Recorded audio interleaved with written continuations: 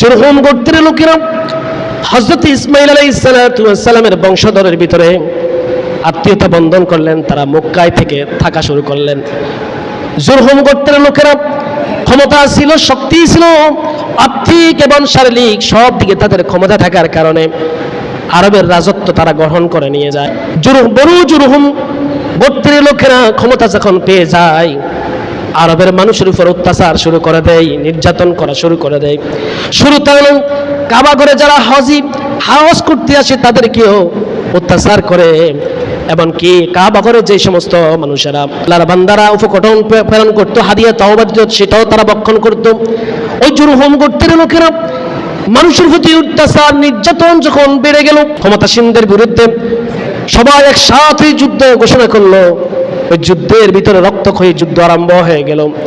সরকারের বিরুদ্ধে যুদ্ধ, জনগণ সরকারকে ক্ষমতা থেকে নেওয়ার জন্য, বিতাড়িত করার জন্য তারা যুদ্ধ শুরু করলো। না না, এই জুরহুম গোত্রের লোকেরা যতদিন থেকে মক্কার রাজত্ব করেছিল, ওই রাজত্ব থাকাকালীন মানুষের প্রতি অত্যাচার নির্যাতন জুলুম করেছে। আর পারা যাবে না।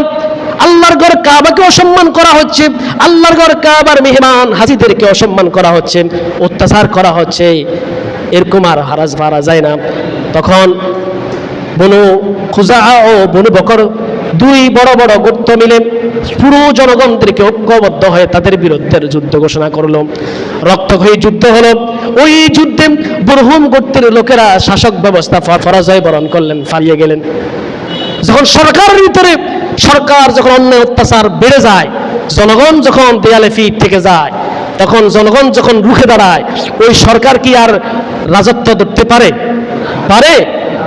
বেশি দিনে তো নয়, অল্প কিছুদিন আগেই তো ঘটনা আমার বাংলার জমিনে। 17 বছর কত অত্যাচার করেছে, যখন জনগণের পিঠ দেয়ালে ঠেকে গিয়েছে, যখন অত্যাচার স্টিম রোলার যখন বেশি হয়ে গিয়েছে, জনগণ যখন রুখে দাঁড়িয়েছে, ওই সরকার কি দেশ থেকে হেলিকপ্টারে ফালাতে বাধ্য হয়েছে, ঠিক কিনা? ওই ঠিক মক্কার জুরহুম গোত্রের শাসকেরা মক্কার মানুষের অত্যাচার করা শুরু করলেন। তখন তারা যখন দেয়ালে ফিট থেকে গেল, তখন তাদের বিরুদ্ধে যুদ্ধ ঘোষণা করলেন। যুদ্ধ ঘোষণার সাথে সাথে ওই জুরহুম গোত্রের লোকেরা যখন পরাজয় বরণ করলেন, রাজত্ব হারালেন, ক্ষমতা হারালেন, দেশ থেকে পালিয়ে যাবেন। যখন পালিয়ে যাচ্ছে এমন মুহূর্তে জুরহুম গোত্রের লোকেরা একটা হিংসুক এবং ওই গোত্রের জুরহুম গোত্রের শেষ সর্দার যিনি, তার নাম আমর ইবনে আল হারিস, তিনি চিন্তা করলেন যেহেতু আমার ক্ষমতা নাই, এই দেশে যেহেতু থাকবো না, এই মক্কায় যখন থাকবো না, এই মক্কার প্রাণ কেন্দ্র আমি বন্ধ করে দিব, ধ্বংস করে দিব। মক্কার প্রাণটা হলো জমজম কূপের পানি। ওই জুরহুম গোত্রের সর্দার দেশ থেকে পলায়ন করেন। সিরাতের কিতাবের লেখেন, ওই জমজম কূপকে কাবা ঘরের যে স্বর্ণের হরিণের মুক্তি এবং কাবা ঘরের মূল্যবান জিনিসপত্রগুলো ওই জমজম কূপের ভিতরে ফেলে দেওয়া হয়েছে এবং বালু দিয়ে ওই জমজম কূপ চিরতরের জন্য বন্ধ করে দিয়েছে। এমন অবস্থা করেছে যাতে মানুষ জমজম কূপের নিশানা পর্যন্ত না পায়। এমন হিংসা। ক্ষমতা যখন শেষ হয়ে যায়, তখন দেশ থেকে যখন পালিয়ে যান, দেশের প্রতি কি তার মায়া আছে? তাহলে মক্কাবাসীর প্রতি কি তার মায়া ছিল না? তার মানে হলো সে আগে থেকে এই দেশের মানুষ না, জুরহুম গোত্রের লোকেরা মক্কার মানুষ না।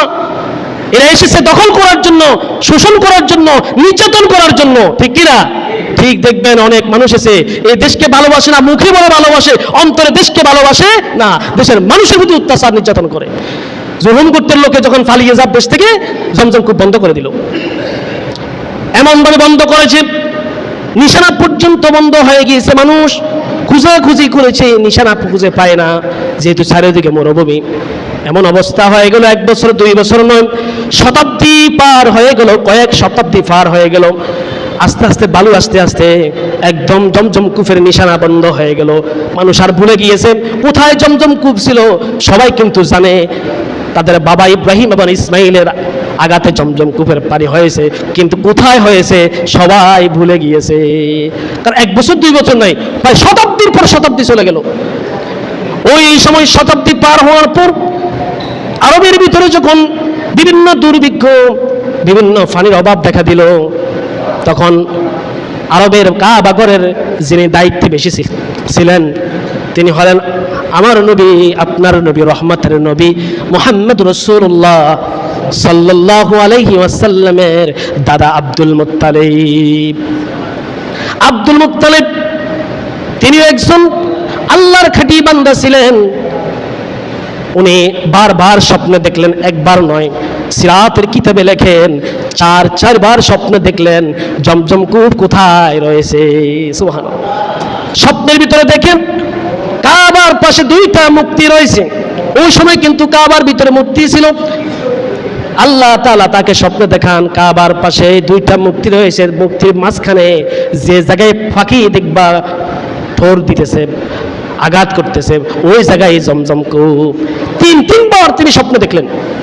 4 বার স্বপ্ন দেখার পর তিনি যখন আরবের কুরাইশ বংশের সবার সাথে আলাপ করলেন, এখানে জমজম কূপ আছে, এখানে জমজম কূপ আছে, আমি স্বপ্নে দেখেছি। উনি ওনার কথাটা কেউ বিশ্বাস করেছে, আবার কেউ বিশ্বাস করলো না। কারণ থেকে সিরাতের কিতাবে আসে মক্কার ওই সময় একটা রেওয়াজ ছিল, যার পুত্র সন্তান বেশি তার ক্ষমতাও বেশি, পুত্র সন্তান যার কম তার ক্ষমতাও নাই। আব্দুল মুত্তালিব যদিও কাবা ঘরের দায়িত্ব আছে, কিন্তু তার পুত্র মাত্র একজন, তার নাম হলো আল হারিস। একজন পুত্র থাকার কারণে কেউ তাকে মূল্যায়ন এমন করে না।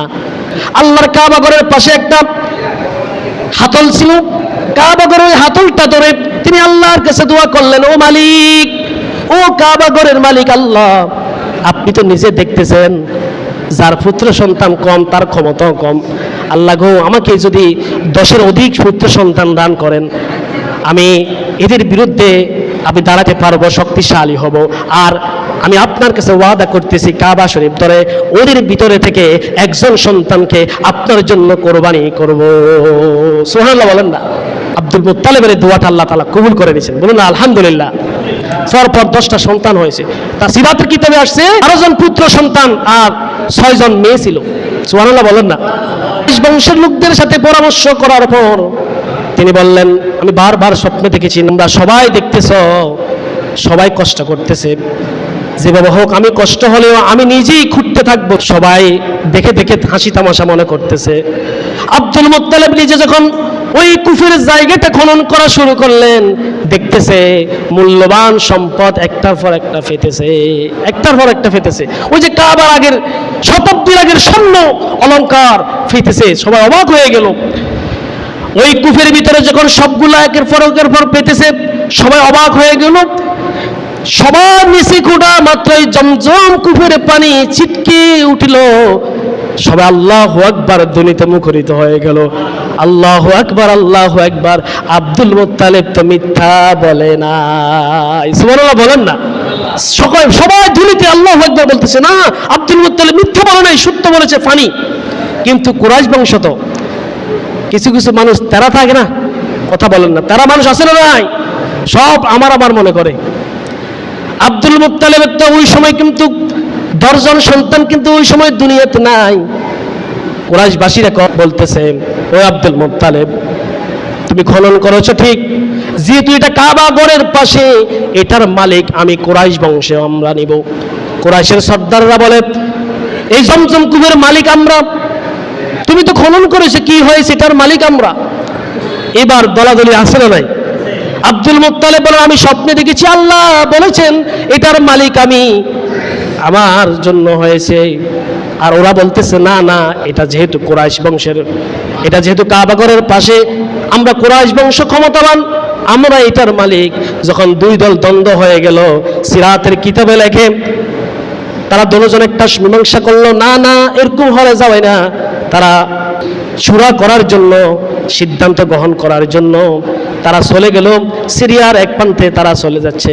তাওরাত এবং ইনজিলের পণ্ডিত ছিল মহিলা, উনি যিনি সমতা যেটাতে এটা আমরা মেনে নিব।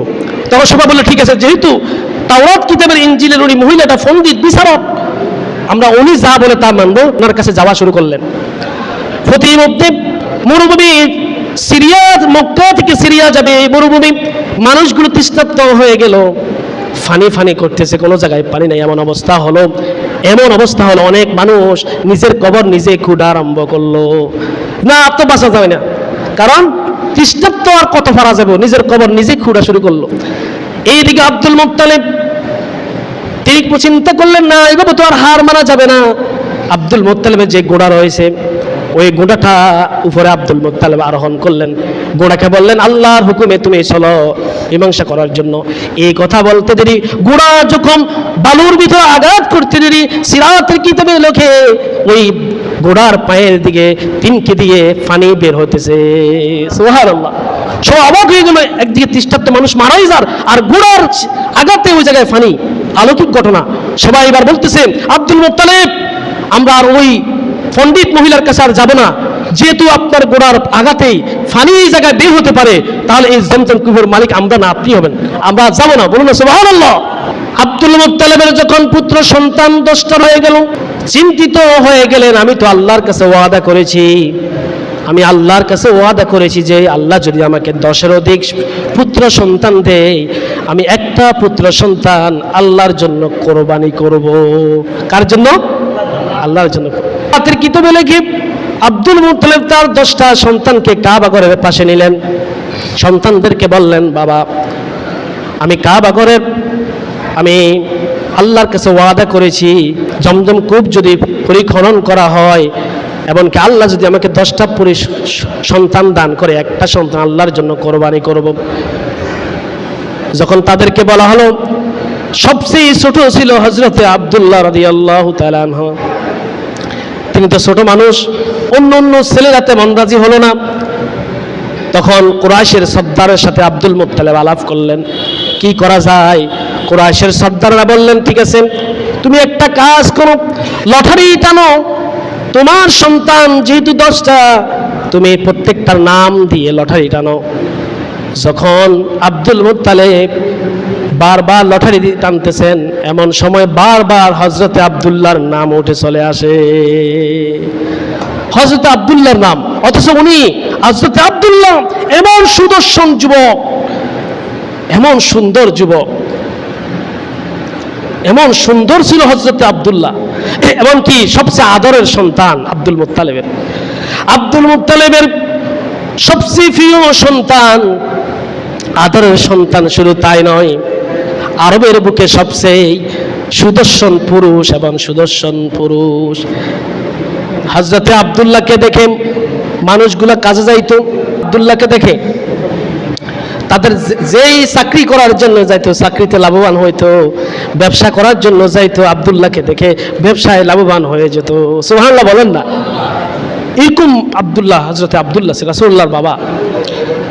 এখন আরবের যখন হযরতে আব্দুল্লাহ যেহেতু বারবার লটারিতে উঠতেছে, আব্দুল মুত্তালিব তিনি তার প্রিয় সন্তান, একদিকে সন্তানের মায়া, আরেকদিকে আল্লাহর সন্তুষ্টি।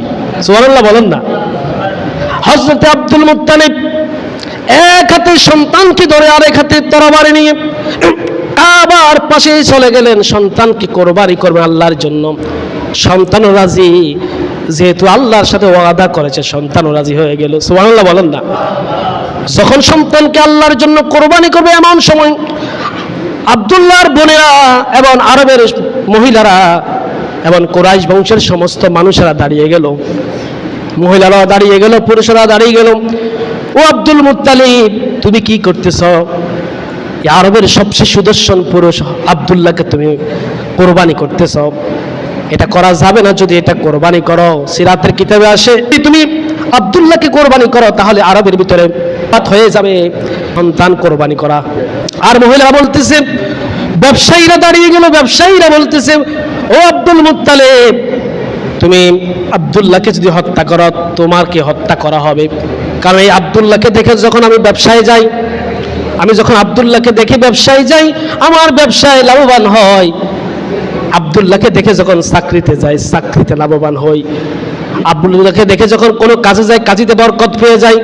আব্দুল্লাহকে দেখা একটা দিন যদি আব্দুল্লাহকে না দেখি, আমরা পেরেশানি হয়ে যাই। তুমি এরকম সন্তানকে হত্যা করতে পারবে না। এখন হযরত আব্দুল মুত্তালিব বিপদে পড়ে গেলেন। পরামর্শের জন্য ইয়াসরিফের ভিতরে একজন প্রজ্ঞ মহিলা ছিলেন, ওনার কাছে সিদ্ধান্তের জন্য গেলেন যে আমি এই বিপদে পড়েছি, আল্লাহর জন্য কোরবানি করবো আমার সন্তানকে, কিন্তু আমার দেশের মানুষ আমাকে দিচ্ছে না, কি করা যায়? ওই প্রজ্ঞ মহিলা তাওরাত এবং ইনজিলের তিনি পণ্ডিত ছিলেন। সিরাতের কিতাবে এসেছে, ওই মহিলা বলতেছেন, তুমি একটা কাজ করো, তোমাদের যে সংবিধান রয়েছে সংবিধানে মানুষের রক্তের বিনিময়ে কি করো? হযরত আব্দুল মুত্তালিব বললেন, মানুষের রক্তের বিনিময়ে 10টা ওট নির্ধারণ করি। কথা হলো একটা কাজ করবা, তুমি একদিকে আব্দুল্লাহর নাম দিবা, আরেকদিকে 10টা ওটের নাম দিবা। যদি আব্দুল্লাহর নাম যদি উঠে প্রথমবার, দ্বিতীয়বার আরো 10টা বাড়িয়ে 20টা দিবা। এরকম করতে করতে যতবার আব্দুল্লাহর নাম উঠবে ততবার ওটের নাম ওট বাড়াই দিবা। সুবহানাল্লাহ বলেন না। তখন ওই প্রজ্ঞ জ্ঞানী মহিলার কথাটা ধরে হযরত আব্দুল্লাহ চলে আসলেন।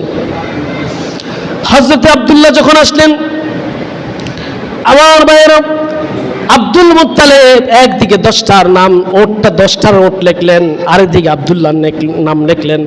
প্রথমবার যখন লটারি দিলেন, হযরত আব্দুল্লাহর নাম প্রথমবার উঠে গেল। দ্বিতীয়বার যখন আরো 10টা বাড়িয়ে দিলেন, দ্বিতীয়বার হযরত আব্দুল্লাহর নাম উঠে গেল। এরকম করতে করতে একবার দুইবার নয়, 9 বার তিনি 90টা ওটের নাম দিলেন।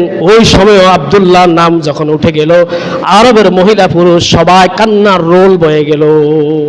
হায় হায়, একবার নয় 9 বার দিয়েছি, 90টা ওট দিয়েছি, এরপরে শুধু আব্দুল্লাহর নাম উঠে, আর মনে আমরা রক্ষা করতে পারলাম না। মানুষগুলোর কান্নার রোল, কারণ আব্দুল্লাহকে মানুষ কত ভালোবাসে। সুবহানাল্লাহ বলেন না। ভালোবাসার কারণ আছে না নাই? জোরে আছে না নাই? হযরত আব্দুল্লাহকে বিশ্বনবীজির বাবা, নূরে নবুয়ত তার কাছে ছিল। আল্লাহ তাআলা সমস্ত মানুষের অন্তরে হযরত আব্দুল্লাহর মোহাব্বত ঢুকিয়ে দিয়েছেন। সুবহানাল্লাহ বলেন না। চারিদিকে মানুষ কান্নার রোল বয়ে গেল। হায় হায়, আমরা তো আব্দুল্লাহকে আর বাঁচাতে পারি না। তখন আবার আরবের লোকেরা সিদ্ধান্ত গ্রহণ করলো, না না, তুমি একটা কাজ করো, আবার 10বার 100টা ওট লিখে দাও, আবার আব্দুল্লাহর নাম দেখো, এখন টস করে আবার দেখো। আল্লাহু আকবার। সিরাতের কিতাবে দালালিউন নবুওয়াতের ভিতরে সিরাত ইবনে হিশামের ভিতরে লেখে যে 10বার যখন দিল 100টা ওটের নাম, আর আব্দুল্লাহর নাম না উঠে 100টি ওট উঠে গেল। আল্লাহু আকবার বলেন না।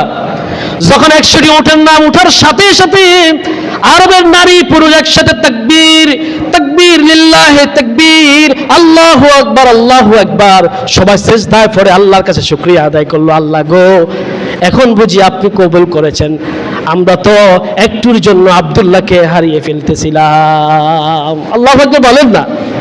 আব্দুল মুত্তালিব তিনি মন বুঝতেছে না। দেখেন কিরকম আল্লাহওয়ালা, রাসূলের দাদা তো। তিনি হাদিসের কিতাবের ভিতরে তাফসীরি কিতাবের আসেন, মুসনাদ হাকিম তাফসীর ইবনে কাসির রাহমাতুল্লাহ ওই কিতাব পর্যন্ত আসছে। আমি কয়েকটা তাফসীর, শুধু বাংলা তাফসীর না, আরবি তাফসীর থেকে সংগ্রহ করে নিয়েছি। আল্লাহর রাসূলের দাদা আরো 3-3বার আবার 100টি নাম দিয়ে আবার 3-3বার লটারি দিয়েছে। প্রতিবারই আল্লাহ তাআলার রহমতে 100টি ওটের নামে উঠেছে। সুবহানাল্লাহ বলেন না। তখন 100টি ওট কোরবানি করলেন, হযরত আব্দুল্লাহ বেঁচে গেলেন। আর মক্কার সমস্ত পশু পাখি মানুষ সবার জন্য 100টি ওট উন্মুক্ত করে দিলেন। সুবহানাল্লাহ বলেন না। সম্মানিত আছেন, এই কারণে তাফসীর ইবনে কাসির ভিতরে মুসনাদ আহমদের ভিতরে এসেছে, আল্লাহর হাবিব নিজে বলেছেন, আনা ইবনু সাবিহাইনে, আমি দুইজন জবেকৃত পিতার সন্তান আমি। সুবহানাল্লাহ বলেন না। বলেন তো দুইজন কে কে?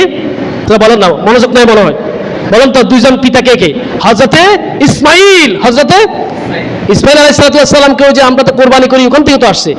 হযরত ইব্রাহিম ইসমাঈলকে জবাই করার জন্য গিয়েছে, আর এইদিকে আল্লাহর হুকুমে ওট কোরবানি করেছে, ঠিক কি না? আল্লাহ রাসূল এই কারণে বলতে, আমি দুইজন জবাইকৃত পিতার সন্তান। আল্লাহ রাসূল গর্ব করতেন। সুবহানাল্লাহ বলেন না। আমার ভাইরা, সিরাত ইবনে হিশাম আদি মূল কিতাবের আল সিরাতুন নববী প্রথম খণ্ডে আছে, আল তাবাবিউল কুবরা আরবি মূল কিতাবের প্রথম খণ্ডে, এবং রাসূলুল্লাহর বংশধর নিয়ে যে সমস্ত হাদিস রয়েছে, যেটা জামি তিরমিজির ভিতরে পাবেন রাসূলুল্লাহর সিরাত নিয়ে। সুবহানাল্লাহ বলেন না। আর দালালিউন নবুওয়াত হযরত বাইহাকি রাহমাতুল্লাহ আলাইহি, আল্লামা বাইহাকি রাহমাতুল্লাহ আলাইহি, তিনি প্রথম খণ্ডের ভিতরে এই সমস্ত ইতিহাসগুলো বর্ণনা করেছেন। আব্দুল মুত্তালিব জানে আমার এই সাধারণ কোনো ছেলে নয়, কারণ এই ছেলেকে যেহেতু সমস্ত মানুষ ভালোবাসে, আর এই মানুষকে, এই আব্দুল্লাহকে দেখে যেহেতু মানুষ বরকত লাভ করে, এমনকি হযরত আব্দুল্লাহ বারবার স্বপ্নে দেখেছেন যে আমার সন্তানের কোফালে নূরে নবুয়ত জ্বলতেছে। সুবহানাল্লাহ বলেন না। তিনি চিন্তিত করলেন, আমার এই সন্তানকে নূরে নবুয়ত, তাওরাত যেমন ইনজিলের পণ্ডিতের কাছে গিয়েছিলেন হযরত আব্দুল্লাহকে নিয়ে, যে আমার সন্তানের এই জল জল জল জল ঝিকঝিক করছে এটা কি, তিনি জাগ্রত হয়ে গেলেন যে হযরত ঈসা আলাইহিস সালাতু ওয়াস সালাম যে কোরআন শরীফ আল্লাহ তাআলা উল্লেখ করেছেন, হযরত ঈসা আলাইহিস সালাম ভবিষ্যৎবাণী করে গিয়েছেন যে আমার পরে যিনি আসবে ইয়াতি বা'দ ইসমুহু আহমদ, আমি ওই নবী আহমদ নবী আমার পরে যিনি আসবে, আমার পরে যে নবী আসে তার নাম আহমদ, আমি তার সুসংবাদদাতা। সুবহানাল্লাহ বলেন না। তো ওই সমস্ত তাওরাত ইনজিল কিতাব, সমস্ত কিতাবে নবীজির সুসংবাদগুলো পেয়েছে। তখন তারা বলল হাদিসে ওই তাওরাত এবং ইনজিল কিতাবে রয়েছে নবীজি আখরি জমানার নবী মুহাম্মদ সাল্লাল্লাহু আলাইহি ওয়াসাল্লামের যিনি পিতা হবেন তার ইফালে নূরে নবুয়ত থাকবে। সুবহানাল্লাহ বলেন না। তখন ওনারা আব্দুল মুত্তালিবকে বলেন আপনার সন্তান সাধারণ কোনো সন্তান নয়, আমার মনে হচ্ছে এটা আখরি নবীর বাবা হতে পারে। সুবহানাল্লাহ বলেন না।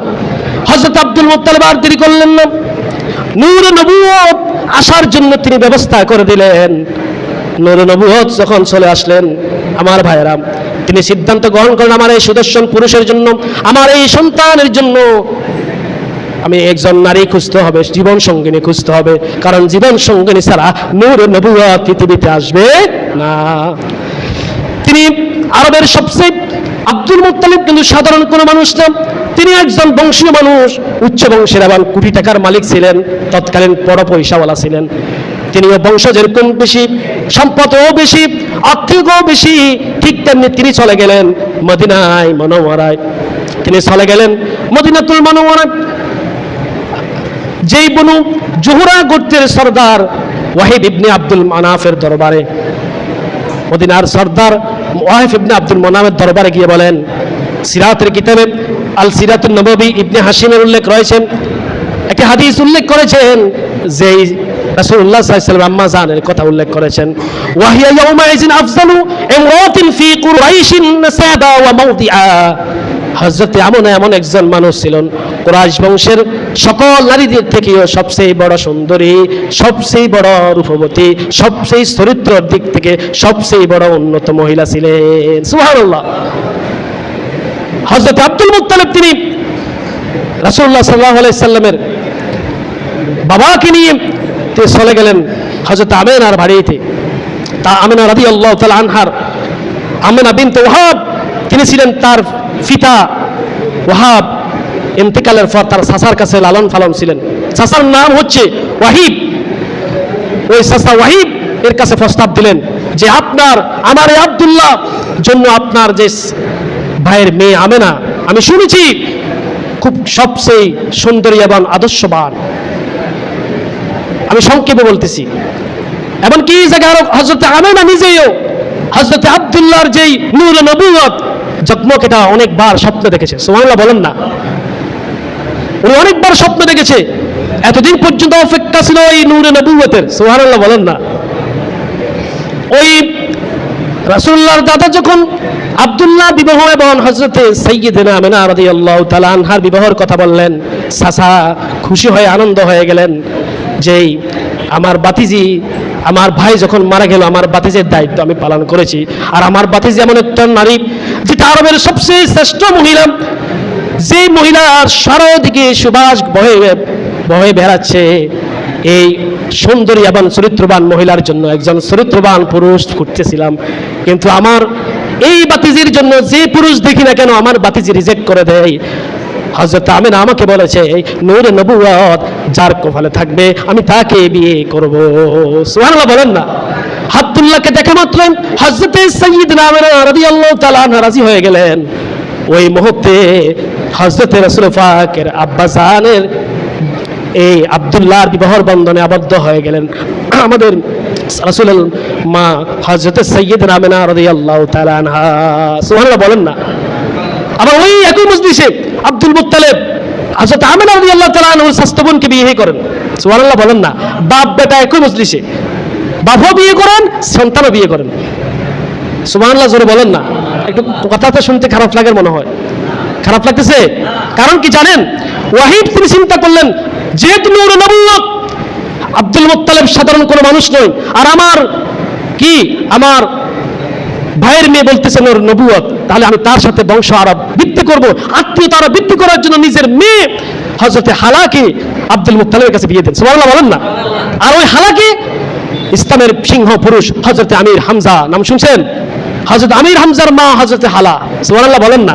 আমির হামজা তিনি শাহাদাত বরণ করেছিলেন, যাকে হত্যা করে যে আবু লাহাবের স্ত্রী হিন্দ তার কলিজা চিপে খেয়েছিল, ঠিক কিনা? আবার হযরত হামজা রাদিয়াল্লাহু তাআলা আনহা তিনি রাসূলুল্লাহ সাল্লাল্লাহু আলাইহি ওয়াসাল্লামের তিন রকমের আত্মীয়, একদিকে কি আপন চাচা, ঠিক কিনা? একদিকে আপন চাচা, আরেকদিকে দুধ ভাই, আবার আরেক দিকে কি খালতো ভাই, ঠিক কিনা? মায়ের দিক থেকে খালতো ভাই, বাবার দিক থেকে চাচা, আর আবার দুধ পান করার কারণে দুধ ভাই, সুবহানাল্লাহ বলেন না। হযরত হালিমাতুস সাদিয়া রাদিয়াল্লাহু তাআলা আনহার দুধ হযরত আমির হামজা এবং রাসূলুল্লাহ পান করেছেন, এবং উম্মে আইমান রাদিয়াল্লাহু তাআলা আনহার দুধ রাসূলুল্লাহ এবং হযরত কি হামজালা পান করেছে, এই কারণে দুধ ভাই, সুবহানাল্লাহ বলেন না। এই যে এখান থেকে আরেকটা শিক্ষা আছে, বাপ বেটা একসাথে বিয়ে, এটা কি ইসলামে হারাম না জায়েজ আছে? জোরে বলেন, হারাম না জায়েজ আছে? জায়েজ নাই? তো তাহলে আপনার মা মারা যাওয়ার পর বাবা তো এতদিন বোঝানো রয়েছে, আপনি তো কখনো বলেন না বাবা যদি বিয়ের নাম লয় বাবার বিরুদ্ধে আপনি যান, ঠিক কি না? আপনার উচিত, আপনার মা মারা গিয়েছে, বাবা যদি শারীরিক সক্ষমতা থাকে, আর্থিকও আছে, আপনার আর্থিক যদি বাবার না থাকে আপনার আছে, আপনার বাবাকে আপনি বিয়ে করার ব্যবস্থা করা, এটা রাসূলুল্লাহ সুন্নাহ, ঠিক কি না? কিন্তু আমাদের কাছে এটা নাই। বাবা বিয়ে করবে শুনছে, বাবার বিরুদ্ধে অ্যাকশন, আসলে নাই। ছেলে মেয়ে একসাথে, আপনি বুড়ো বয়সে এই কাম করবেন, এটা কি ঠিক করেন? বলে কি বলে না? জোরে বলে না, বলে কি বলে না? অথচ রাসূলুল্লাহ আব্বা জান যে সময় বিয়ে, রাসূলুল্লাহ দাদা ওই সময় বিয়ে আরেকটা করছে, সুবহানাল্লাহ বলেন না। কিন্তু আমাদের সমাজে এখন এটা কি গ্রহণযোগ্য করে না। আর এক বিয়ে জায়গা দুই বিয়ে যে করে তাকে চরিত্র কষ্ট, তার চরিত্র ঠিক নেই, নাউজুবিল্লাহ বলেন না। যেখানে আল্লাহ তাআলা যেখানে 4টা বিয়ের অনুমতি দিয়েছেন সমর্থ থাকা পর, আর আপনি দ্বিতীয় বিয়ে করলে তার বিরুদ্ধে অ্যাকশন নেন, তাকে সমাজের বলেন খারাপ চরিত্রের মানুষ, এরকম বলি কিনা? আমাদের সমাজ ব্যবস্থা যখন বিয়েটা কঠিন হয়ে গিয়েছে, জানা বেড়ে গিয়েছে, ঠিক কিনা? জানা বেড়ে গিয়েছে, বিয়ে কি হয়ে গেছে? কঠিন হয়ে গেছে। এই কারণে বিয়ে যখন কঠিন হবে ওই সময় জানাটা হয় কি হয়ে যাবে? সহজ হয়ে যাবে। সম্মানিত হাজিরিন, আজ এই পর্যন্ত রাসূলুল্লাহর